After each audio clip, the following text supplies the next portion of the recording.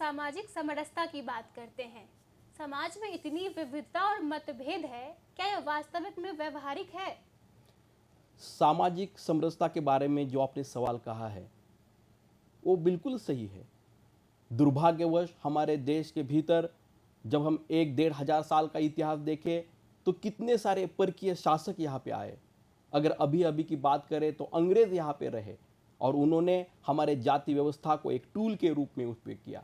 Divide and rule की policy बना दी।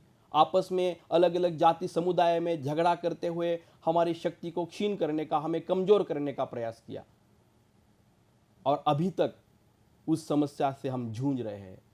जब हम भारत को विकसित करने की बात करते हैं, जब हम भारत को अपना देश मानते हैं, तो भारत में रहने वाला हर व्यक्ति मेरा भाई बहन है, उस भाव को हम धारण क्यों नहीं कर सकते?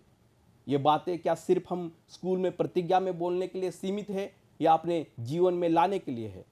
सामाजिक समरसता, सामाजिक सद्भावना की जब हम बात कर रहे हैं तो इसी विषय के ऊपर बात कर रहे हैं कि समाज के अंदर जो जाति पाति की कुरीति आई है, ये उच्च जाति का है, ये नीच जाति का है, मैं इससे अलग व्यवहार करूंगा, उससे अलग व्यवहार करूंगा। ऐसा क्यों?